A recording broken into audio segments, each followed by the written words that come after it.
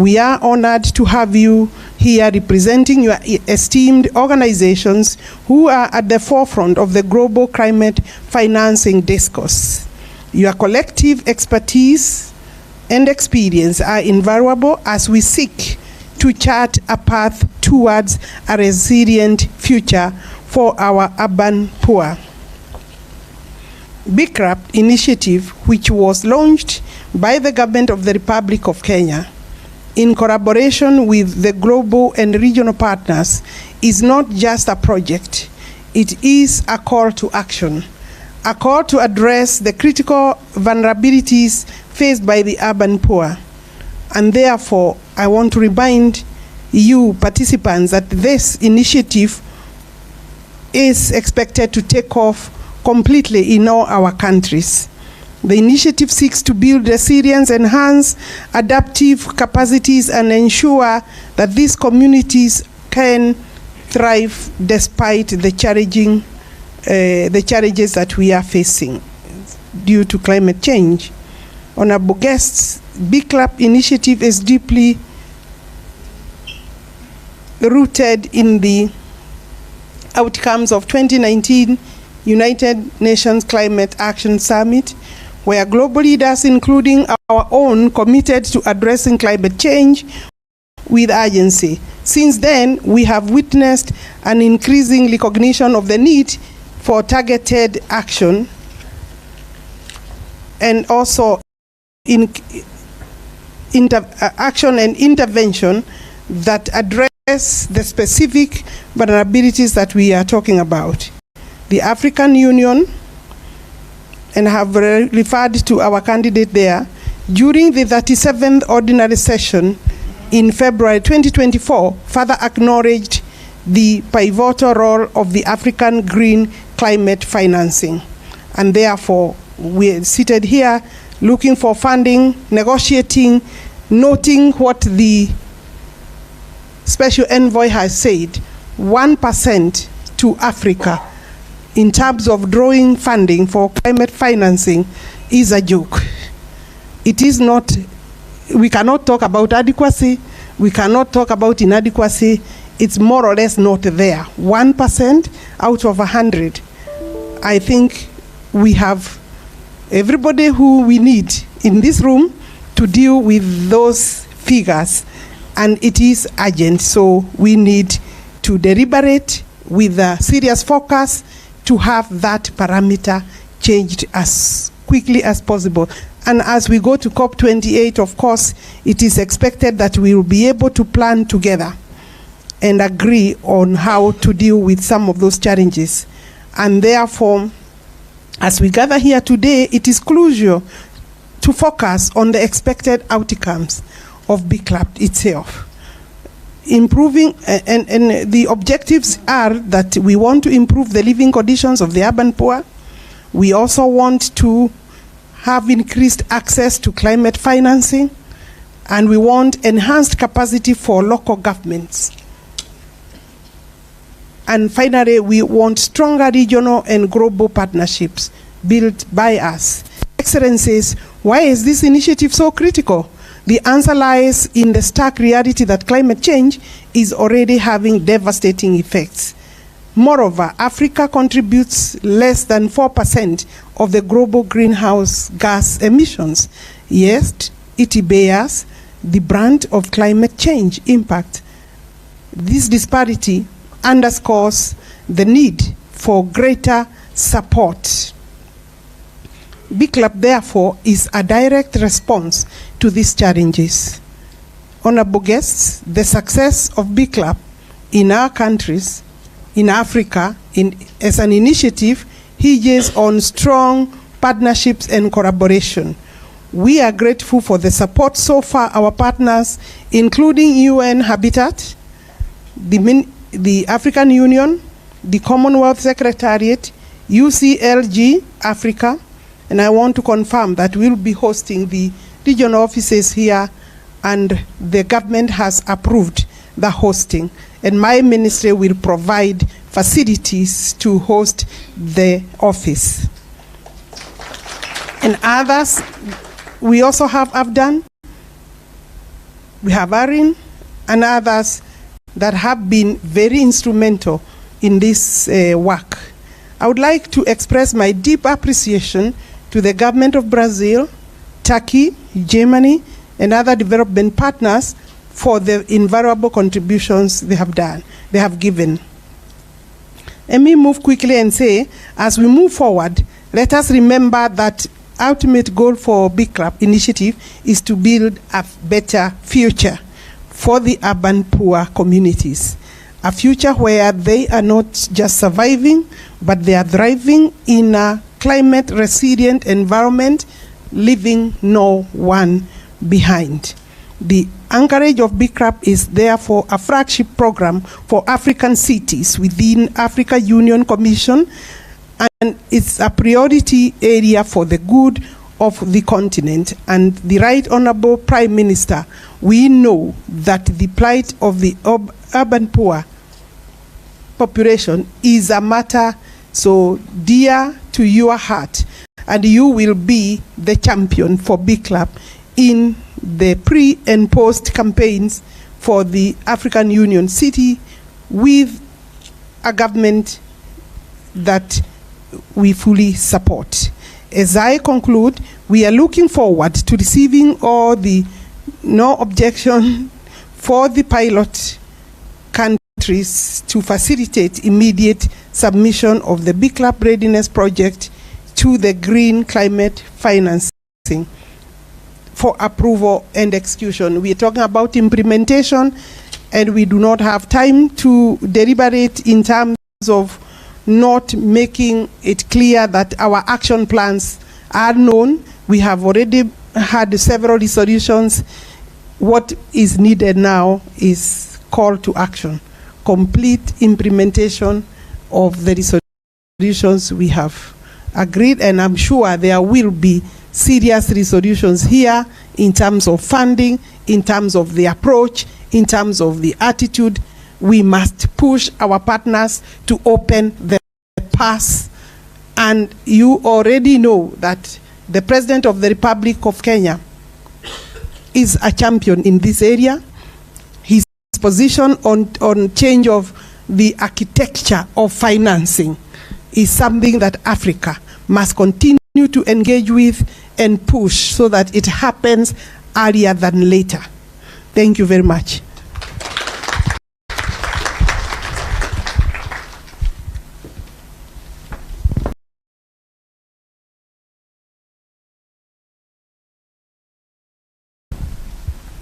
Thank you very much, Honorable Cabinet Secretary. As the Cabinet Secretary said, 50%, the world is urbanizing very rapidly.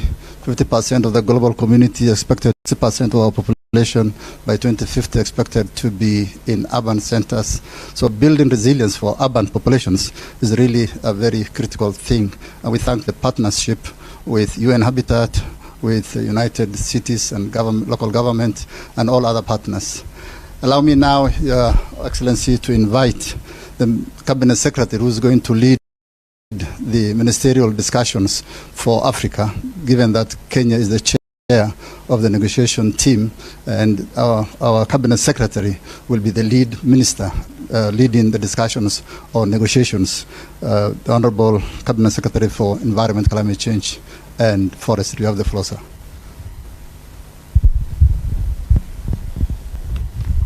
The Right Honorable Raila Odinga, former Prime Minister of the Republic of Kenya, my colleague Honorable John Bandi from the National Treasury, Honorable Ali Sohome, our Minister for Plans, Public Works, Housing and Urban Development, the Ambassador of Azerbaijan, who will be our host. This government will host us in COP29. Distinguished guests, partners, ladies and gentlemen, good morning. I want to begin by expressing my appreciation to my esteemed colleagues for organizing this very, very important meeting, and to the Right Honorable Raila Odinga for his presence today. His role as our candidate for the African Union chairperson and his experience as a former special envoy for infrastructure development in Africa are very invaluable and very dear to us. And because I have an opportunity here, let me say it. 16 years ago, myself, the Honorable John Bandi, the current president, served in his government where he was the Prime Minister. The current president was the Minister for Agriculture. My friend, me and Honorable Badi were deputy ministers busy answering questions in those days. So we know our candidate. We know his experience. We know his capabilities. We are presenting a tested, experienced African statesman, a Pan-Africanist to the continent. And we are very proud that today you have joined us, Your Excellency. I also want to extend my appreciation to the African Union Commission, United Cities and Local Governments of Africa, the 14 national focal points of the Building Resilience for Urban Poor, the African Designated Authorities Network, AIDAN, and all our supporting partners. Your collaboration in addressing the climate change challenge affecting our most vulnerable population in both the rural and urban areas is critical, crucial, and important for us today. This meeting is not just timely, it is urgent. And why do I say so? We have witnessed catastrophic floods globally and with severe repercussions in Kenya and other vulnerable regions of Africa. Coming home, the recent floods in Kenya resulted in over 300 deaths, displaced more than 400,000 people, destroyed thousands of homes, and damaged our very critical national infrastructure, including roads and bridges. The destruction of livestock and farmland further exhibits the crisis we are talking about.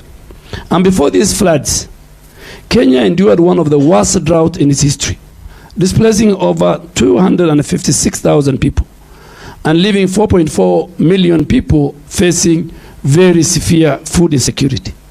All these combined impacts of floods and droughts have costed Kenya at least 5% of our GDP. And the effects of the poorest segments of our population, which are found both in the rural and in the urban, is very devastating. In Nairobi city, for example, 72% of our population were affected by the floods, with 54% of their livelihood and households completely displaced. The urban poor, who make about 60% of our population and reside in informal settlements and flood-prone areas, are shouldering the heaviest burden of climate change. While the government is actively mobilizing resources to recover from these recent floods, it is clear that we need to do much more to address the dire consequences of this climate change. According to the recent UN Habitat report, if current urbanization rates continue, approximately, which is 50% of Kenyans now will live in urban areas by 2030, another UN report predicts that the population will reside in cities and towns. With a high rate of migration from rural to urban areas, our largest cities ultimately increasingly will exhibit the spread of informal settlements and intensify the threats posed by climate change. And it's imperative that, faced with this, we tackle climate change with the urgency it requires, and we must resolve. At the continental level, adaptation remains our top priority. And as the current chair of the Committee of African Heads of State on Climate, that is Kenya, our President Ruto, and the chair of the African Group of Negotiators led by our Special Envoy on Climate Change, Ambassador Ali Mohammed, we are committed to making adaptation a key, important focus in all our multilateral processes as a country. To confront climate change challenges, Kenya hosted the first ever Africa Climate Summit and adopted the Nairobi Declaration, which will guide our continent climate action. Notably, Kenya has enacted several legal and policy measures to address climate change. We have one of the most robust climate act. My ministry is currently spearheading the 15 billion tree growing strategy to safeguard our catchment areas and enhance resilience, alongside other pivotal initiatives that promote climate action through carbon markets. In the last 8 months, we have planted over 400 million trees, and we keep on planting them. We are also integrating climate change considerations across all sectors of our economy, in alignment with the bottom-up economic transformation agenda, known as BETTER, of our 5th administration. I am proud of the 2 Kenyan-led initiatives that will be discussed here today, the BRCUP and the FLOCA. These programs aim to develop and implement infrastructure and social programs in order to build resilience among our most vulnerable populations, including children, the elderly, women, and the people with disability, as committed in the Nairobi Declaration. Both programs are part of the National Climate Action Plan, FLOCA, and in particular has successfully mobilized financing at both the community level through our county governments. This pioneering program success must be expanded across the continent and to our urban centers. Distinguished guests, ladies and gentlemen, the launch of BRCUP by the UN Secretary General in 2019 and its implementation plan by President William Ruto at the African Climate Summit marks a significant step forward in our deliberation. Now, 5 years on, we must advance its implementation. And I want to commend Honorable Alice Wahome and the Executive Secretary of the United Cities and Local Governments of Africa for their leadership in mobilizing resources for BRCUP in the 14 African countries. The successful implementation of this program requires a united effort. Governments, NGOs, civil society, the private sector, international agencies must come together to provide the necessary funding, expertise, and resources to elevate it to the level of FLOCA. And I'm very hopeful that BRCUP Kenya will address critical challenges such as housing, water, infrastructure, including even accelerating our affordable housing and slum upgrading program, and supporting the Nairobi River Commission in its cleanup efforts. Your Excellency, former Prime Minister, I want to assure you that I will take the route of the late John Michuki. I will clean Nairobi River Commission. I will take the route of Wangari Maathai in saving Karura Forest today, that you will enjoy. So the 141 industry players and many people who we have done through traceability and who are polluting the rivers, Nairobi rivers, you better think twice. There's a new sheriff in town. I will deal with it. We must see the blue waters of these rivers, all the way from Kikuyu to the end of the eastern part of Nairobi. Nairobi, Your Excellency, former Prime Minister, is the environmental capital of the world. That's why we have UNEP here. And because you spearheaded our constitutional making of 2010, Kenyan constitution is a green constitution. From the preamble, the fourth of the preamble, to many articles, they talk about how environment is our heritage. We must preserve it, we must protect it for now and for the future generation. So I'm going to implement the Green Constitution of 2010. I'm going to implement what our forefathers, key leaders like Wangari Maathai did for our country. As I conclude, I urge the 14 BRCUP county representatives and AIDAN as the Green Climate Fund the focal points to finalize the modalities for implementing the GCF readiness, support to scale up FLOCA, and mobilize resources for BRCUP and other resilience building projects. I trust this meeting will produce a clear investment pipelines, both for initiatives which are suitable for presentation under the African Climate Summit Nairobi Declaration Framework. I urge AIDAN to identify and address the barriers to investment in adaptation and the slow rate of disbursement and access, particularly from GCF and other global funds. Present these outcomes for consideration at the AMCEN meeting of the environment ministers that will be held in Abidjan next week, and in all other continental forums that all of us together, our ministers, our technical people, our PSS will be attending. So I call on AIDAN to support similar national and continental initiative to ensure no one is left behind. I wish you all productive discussion. May God bless you. Thank you very much.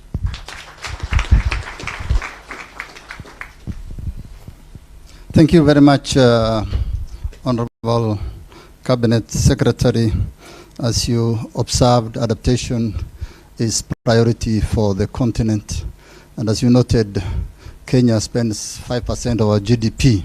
In fact, UNECA, UN Economic Commission for Africa, figures indicate Africa spends 5 to 9% of our GDP to address adaptation issues, relocating our budget from development to responding to impacts of climate change. Allow me now to invite His Excellency the Cabinet Secretary for National Treasury and Economic Planning. As we all know, and as I said earlier, climate finance will be a pivotal issue, a central issue in COP29. His Excellency President William Ruto is the leader of international financial reform agenda, and debt issue is a big discussion at COP29 and the UN General Assembly, and nobody is better to lead us in that discussion than our minister, our Cabinet Secretary for National Treasury. You have the floor, Your Excellency. And may I also ask you to invite His Excellency, the Right Honorable Prime Minister. Thank you. Thank you, Ali. Good morning. I have a problem with my voice, but I hope today it will cooperate. Right Honorable Raila Amolo Odinga, former Prime Minister of the Republic of Kenya, the Honorable AIDAN Bare Duale, Cabinet Secretary for Environment, Climate Change and Forestry, and the Honorable Alice Wahome, Cabinet Secretary for Lands, Public Works, Housing and Urban Development. I'm told Professor Ibrahim, who is the Assistant Minister, Technical Affairs, Minister of Housing, Utilities and Urban Communities of the Arab Republic of Ambassador Sultan, who is going to be our host soon, my sister from Eswatini, and all distinguished delegates, ladies and gentlemen, good morning once again. Let me start by saying that I'm happy to be part of this important event where the continent of Africa has joined hands to address a global challenge which we are all aware of, the climate change, which is directly impacting on our lives and more pronounced among the poor, women and children. I wish to take also this opportunity to welcome you all to Nairobi for this important event. Thank you for honoring our invitation. We are gathered here today because of the significant role that the collaborations and partnerships in our countries play in accelerating climate financing needed to deliver on the goals of the Paris Agreement and drive sustainable, inclusive, and resilient development and growth. As we are all aware, climate change continues to present a major threat to the long-term growth and prosperity, with adverse impacts on the fiscal sustainability and economic well-being, especially for developing countries like ours in Africa with limited financial resources. So apart from the direct impact and effects of the climate change, it's also putting a serious strain on our purse and our budgets. And as Honorable Duale has just mentioned, and the others before, that we spend a huge chunk of our budgetary provisions in trying to mitigate and address the impact of climate change. And so it is important to address it before we have to spend so much money to mitigate the same.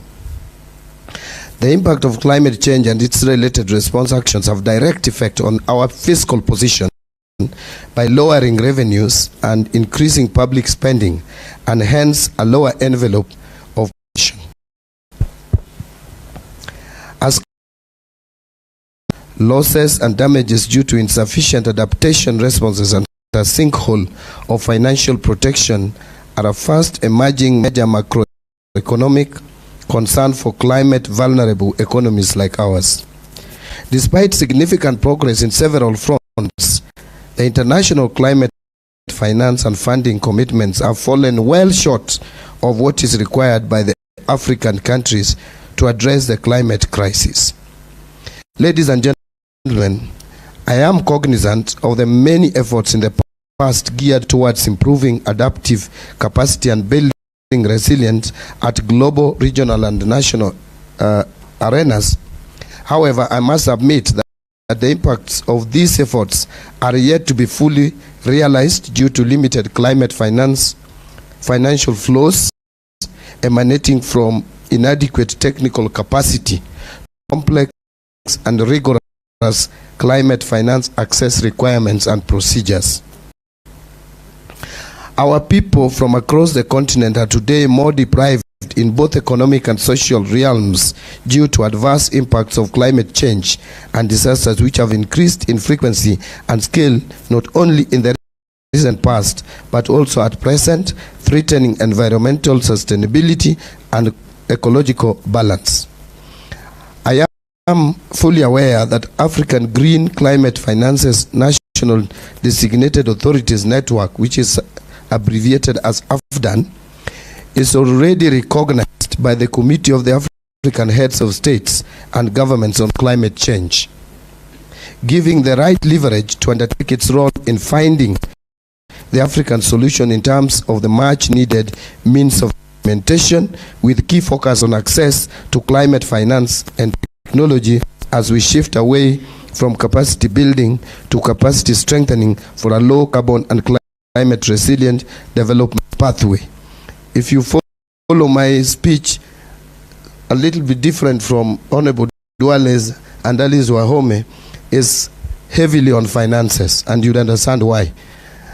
Your Excellency, as a National Treasury, I am also looking at the off-budget, really deal with the technical aspect of dealing with climate change. AFDAN platform is therefore considered as a strategic platform for African countries that strengthen advocates for increased, predictable, and sustainable climate finance for adaptation and mitigation by strengthening south to north cooperation and promoting African-led solutions for climate change. As such, it is our collective responsibility to be part and parcel of this noble movement. AFDAN is intended to address financing challenges by promoting African countries to accelerate the political will and regulatory efforts that will allow them to mobilize climate and green finance at scale, promoting cross-country learning and creating a tangible commitment for green growth. I am confident that AFDAN will enable continent to build consensus, articulate priorities, and share learning and best practices on climate finance solutions developed in unique African contexts. It is an African solution to African challenges. I don't want to call it African problems, African challenges. As I have already flagged out, addressing the adaptation and resilient measures at the local level is at the heart of our conversations and policy discussions. Our attention is drawn to two key programs which resonates with African needs, notably financing locally led climate actions, popularly known as FLOCA, and building climate resilience of urban poor, the BRCUP that Honorable Alice Waume talked a lot about at both the rural and urban levels. I'm told we are doing fairly well or averagely well in rural areas, but at the urban level we are doing so poorly as a country and probably as a continent. Kenya has established the FLOCA program that seeks to build climate resilience of communities within the 47 counties of Kenya. Actually, we received funding which we have already disbursed to the counties to implement various activities that are supposed to help in mitigating on climate change. These are the initiatives that we need to implore upon to ensure that Africa is prioritizing locally led solutions to its challenges on climate change. I urge our fellow African countries to benchmark with Kenya on FLOCA and scale it up with even better structures for building climate resilience for their people. The other program on BRCUP provides hope for millions of African urban residents, as the glaring statistics notes that majority of the African countries have about, and as Honorable Duale again said, 60% of their population as urban residents, categorized under the urban poor who live in poor neighborhoods. So if we will have 50% of our population in urban areas and you have 60% of them poor, then that is 30% of the population of a country, and suffer the greatest consequences of the climate induces calamities or induced calamities. All this require financing to build resilience and enhance their adaptive capacity. Kenya has achieved significant milestone in climate change and climate finance by putting in place the relevant legal and institutional frameworks, including the Climate Change Act of 2016, National Climate Finance Policy, Sovereign Green Bond Framework, National Green Fiscal Incentive Policy Framework, among others. But despite all these efforts, we are still grappling with climate change impacts. In the last 1.5 years, Kenya has experienced abnormally heavy rains within 2 seasons that negate the inhibiting factor as limited access to climate finance that should support practicable locally led solutions. Call to action.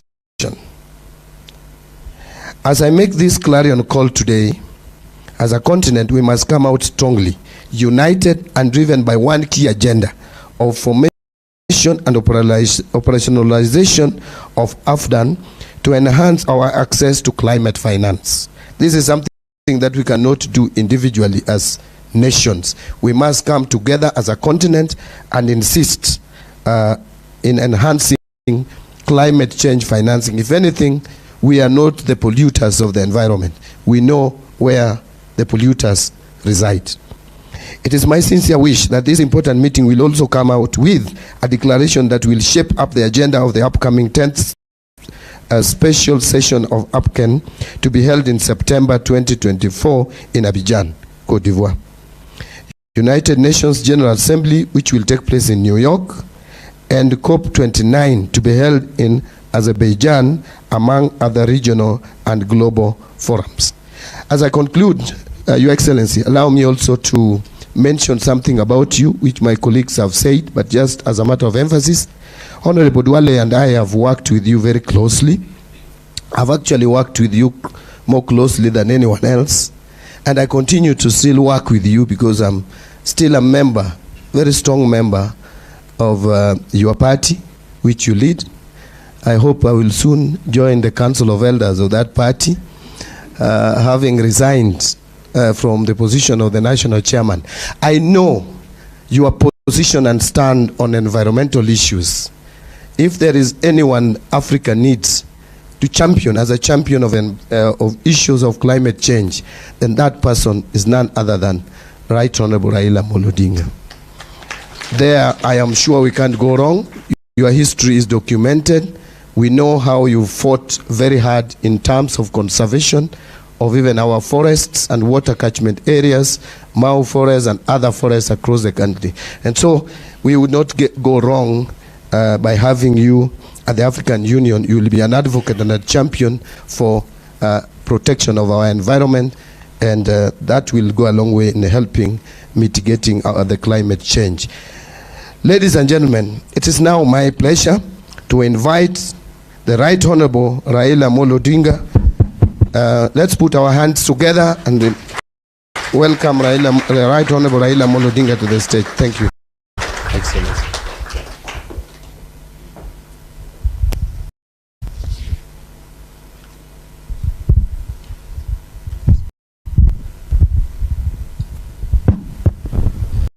You may be seated.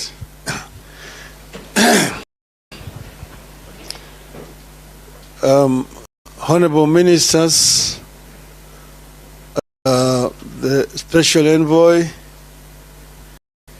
distinguished delegates, ladies and gentlemen, good morning. Yes, I want to say that I'm very delighted to have been invited to come here. But I don't know why I was invited. I think it's because, you know, I'm a candidate for the AU chairmanship.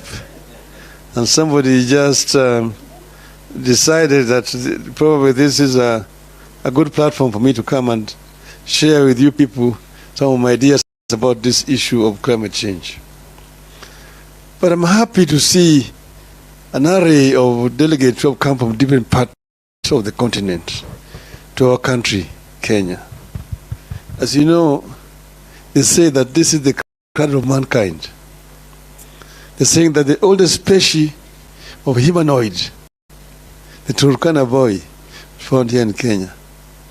So I just want to say welcome back home.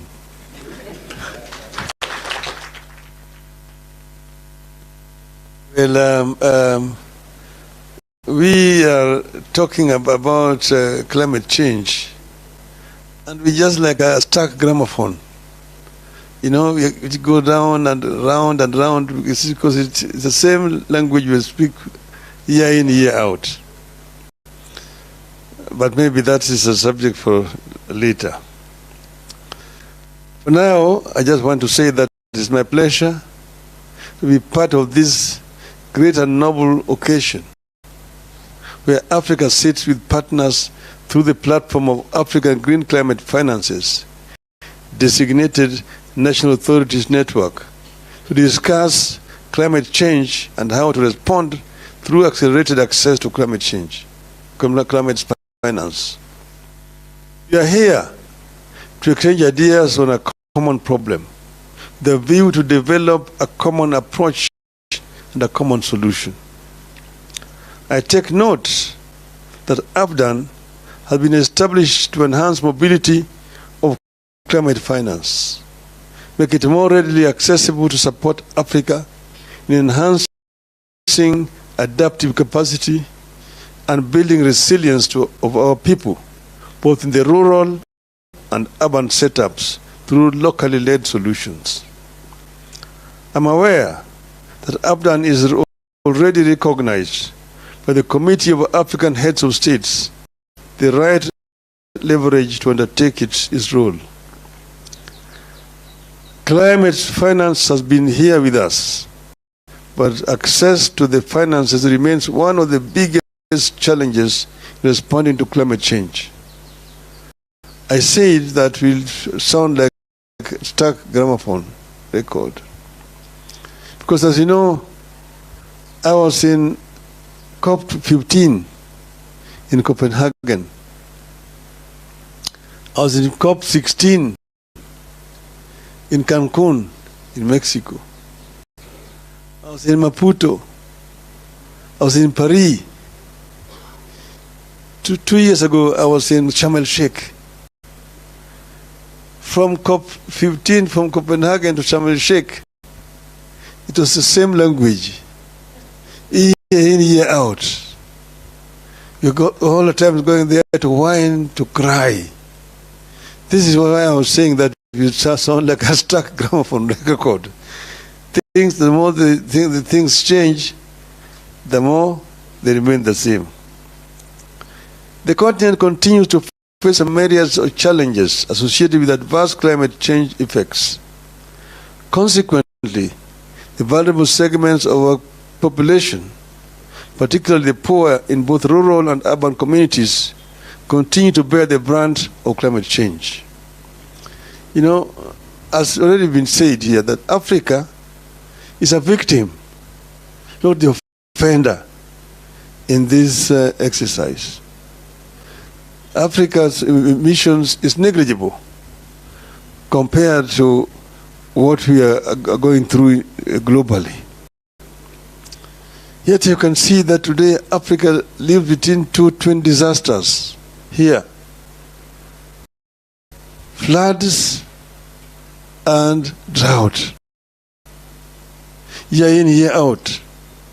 This year, this country suffered very severe floods. A lot of infrastructure destroyed. Many people displaced. Up to now, people are still suffering from the consequences of just recent floods. Down there, as we were going through floods here, down the south, there was the drought. They are going through a very severe drought in the south. And this happens across all the continent, year in, year out. So we are victims. Yet the offenders themselves keep on using language. They come and use nice language, but that's all it is. The resolutions are passed, they just ignore. So we need to find a way of forcing implementation of resolutions which are passed. Which means that one such fundamental issue is the promise by the rich countries to play their part and help the countries that contribute the least in greenhouse gas emissions into adaptation. Because of the failure to translate the promises into reality, Africa as a continent still has challenges with access to some of the climate finance sources, such as the Green Climate Fund, Global Environment Facility, Least Developing Countries Fund, Adaptation Fund, Climate Investment Funds, as well as the bilateral and multilateral development partners, which are all well-established avenues for accessing climate finance. Consequently, Africa can only access 4% of the climate finances, which is way below the impactful finance. With rapid urbanization of our continent and the development trajectory, Africa has an opportunity to chart its own pathways, which will ensure that African cities adapt to climate challenges. Because Africa is urbanizing fairly rapidly now. But urbanization is a global phenomenon. Even in Europe, urbanized. European society was also evolution that rural and urban migration started. And it was not forced. It came gradually. But eventually here at independence was completely ignorant of what was going to happen. There was rural urban migration in the 60s. People were coming to the cities. But then the government at that time asked people to go back to land. There was an order by the head of state then that people go back to the land. Rudi mashambani in Swahili. Even songs were coined. Mzee kasema rudi mashambani hakuna kazi. Mzee kasema rudi mashambani hakuna kazi. People went back to the mashamba. They had nothing useful to do. Started again gradually coming back into the cities. But because the government believed that the order was going to be obeyed, there was no planning to respond to this rural-urban migration. People coming up and started putting up temporary shelters to live in. These shelters eventually grew up, and they are now christened informal settlements. Read slums.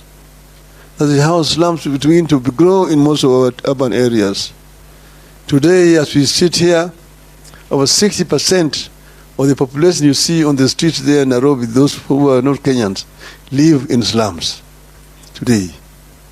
Those were unplanned settlements where there are no sanitation, there are no roads, there is no electricity, there's no water. In some of those habitations, the coastal say there's no toilets. There's what they call the flying toilet. The flying toilet is somebody goes, relieves himself in a newspaper, then throws it away. If you are unfortunate to be passing by, that's what greets you. So these are some of the things that we need to deal with on the continent. This is how serious the situation is. As we host the 10th special session of the African Ministerial Conference on Environment, that's in Abidjan, the African Urban Forums Addis Ababa, and the World Urban Forum in Cairo, all happening in the last part of this year, we are encouraged to focus our energy and priority on building resilience through key programs, notably financing locally led climate actions and building climate resilience of the urban poor. This will have great potential for both the rural and urban communities. Currently, cities account for about 75% of the world's energy consumption and are responsible for over 70% of the global greenhouse emissions. The way cities are planned, built and managed is key to reducing carbon emissions and keeping global warming within the limits of 1.5 degrees Celsius as set by the Paris Agreement of 2015 on climate change. Efforts of city authorities must translate into better and sustainable urban environments that result in improved air quality, sustainable use of ecosystems, cleaner energy, reduction of overall energy consumption and greenhouse gas emission, and improved waste management. So in conclusion, ladies and gentlemen, to address the devastating impacts of climate change, we can't continue with the business as usual approach. It is important that we change the game. I strongly believe that AIDAN is the game changer. AIDAN therefore has a critical role in supporting the African Union Commission in its commitment to climate action. AIDAN is expected to be fully committed to enhancing mobilization of climate finance and enhance its access to all the 55 African countries. This will help Africa to deal with this issue seriously, because this is an issue that Africa must confront head-on if Africa hopes to develop. Africa is the richest continent on the planet Earth in as far as raw materials are concerned. Yet it is a paradox that the richest is also the poorest in as far as the living conditions conditions of these people are concerned. This is a paradox that we can actually reverse as a people. Yes, you can, the historical reasons to justify what is there today. But you cannot live in history forever. Other countries were also colonized, for example. But they have marched on. So it's time that Africa took its destiny in its own hands and worked as one unit. If we are going to negotiate for compensation, which is our right, because Africa, for example, has got also one of the biggest carbon sinks in the world, the second largest after Amazon, the Congo forest. So Africa needs to be compensated. But if we go as Kenya, we go as DRC, Nigeria, Guinea, Senegal, Egypt, Algeria, South Africa, then we're not listening to you. They keep on taking you round and round and round. I've told you because I've told you I've been to these international conferences, these COP conferences. The resolutions are being passed. You can talk until your voice is hoarse. But after that, people pack up and go. Heads of state jump or come in on jets, land and quick there to go and make speeches. Making speeches back on the jet and go back. They wait for the next other conference next year. So the people who are just going doing those conferences, they move from one conference to another conference. Each year they take 2 months or 3 months camping in those conferences. But nothing concrete comes out of them. You must make sure that something concrete comes out of those conferences. The African Union can be the champion of this. African Union should be able to speak more effectively on behalf of the interests of Africa if the African government give it the power and the mandate to do so. And that's the reason why I've offered myself to run for the position of African Union chairmanship. I hope that I will be able to use that position effectively claims this century. I finished by telling you the story I tell of an African lion. African lion, there are several African lions. In the soccer, those who know soccer, the Cameroonians are called the indomitable lions. The ones of Senegal are called the lions of Teranga. The ones of Morocco are called the Atlas lions. So lion is a very important animal in Africa. See, the king of the jungle. Now the African lion is challenging the Asian tiger. Tell the Asian tiger that you, Asian tiger, you've danced on the world stage alone now for 2 minutes. Bear retreated to the poles, North Pole, long time ago. The American panda is also on the retreat. You have been there alone all this time. I myself have been here asleep in the Congo, the jungles of the Congo. But now I'm awake. I have the giant Congo forest, the mighty river Congo, the mighty Nile, the Niger, the Zambezi, the Limpopo, surrounded by peaks, the Kilimanjaro and Kenya to the east, the Atlas Mountains to the west. And here I'm sitting on African gold, African diamonds, African bauxite, African iron ore. And I'm going to turn all raw materials into wealth and claim the 20th century as truly an African century. End of the message of African land. Thank you very much, ladies and gentlemen.